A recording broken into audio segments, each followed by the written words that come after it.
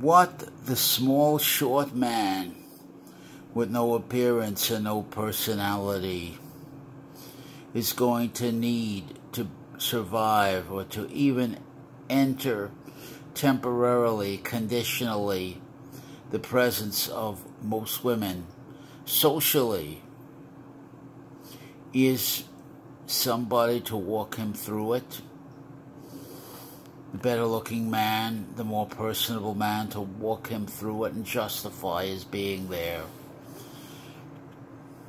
He has to come in on some protocol that supports him, that justifies him, that makes sense out of his being there, that is strong enough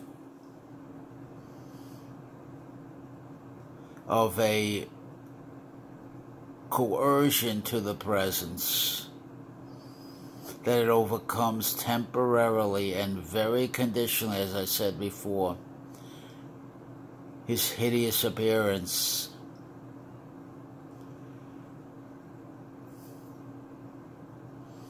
Then he has to be a perfect, wonderful gentleman and make no mistakes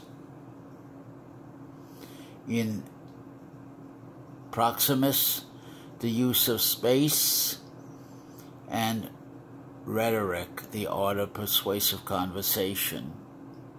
He's got to train himself to be perfect in this regard. He doesn't provide her with any excuse to want to get rid of him from a social presence. He's always fighting the visual. He knows it's only temporary. He knows that even if he does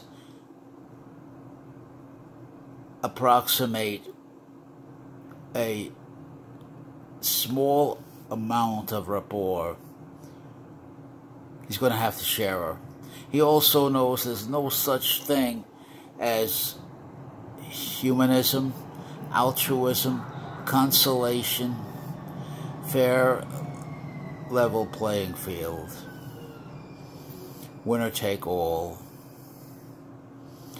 And the short, small man is a winner if he can survive in the presence a little bit.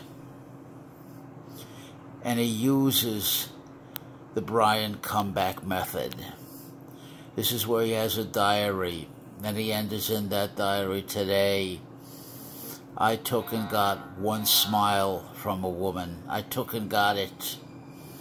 I said 2 or 3 words and did so successfully and got a relatively positive response. And I recorded it in the diary. And it didn't hang around. I only hung around as long as he's got to learn to read body language. He's got to see it before he hears it.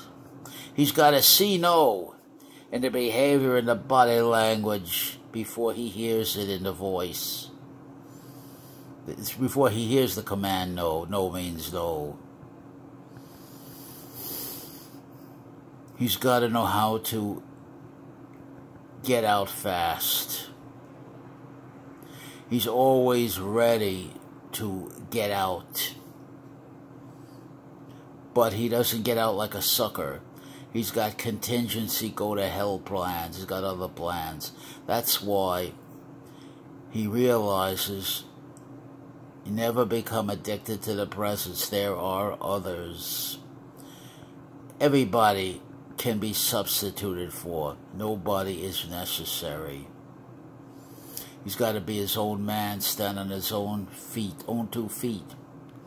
He lives vicarious pretense.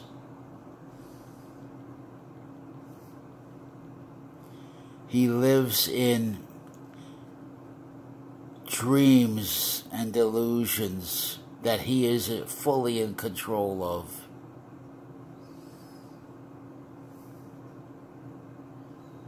In other words, what I'm saying is,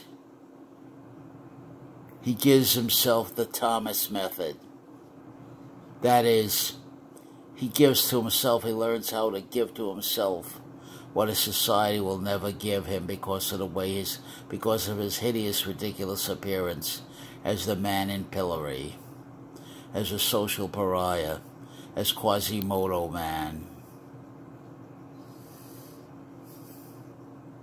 That means he always has to have a reason to be in that woman's presence socially in any way. And I mean in any way.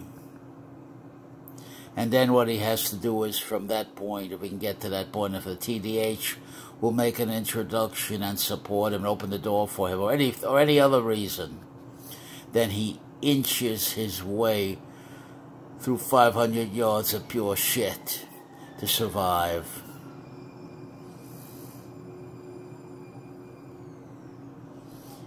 And he keeps going through the hunt. He's like the snail in broad daylight. Anybody can step on and crush the snail as he's moving toward his target, but he's moving so slow. Or he's the tortoise. He's moving so slowly to that woman to approach socially. Now he can go for a woman like him, who looks like him, an ugly woman who looks like him. But even then, he's going to have a lot of competition. It's not going to be easy. Because socially, a woman's worth a lot more than we are. Even an ugly woman, even a short, dumpy, ugly woman like me, who looks like us, rather, I should say, the short, small man, with no appearance and no personality, is going to be tough to approach. Because he has a lot of competition, 80-20 parotid curve. And the woman has a lot more rabbits she can pull out of her hat than a short, ugly little guy has. And he's got to learn to face that reality and live with the challenges of that reality.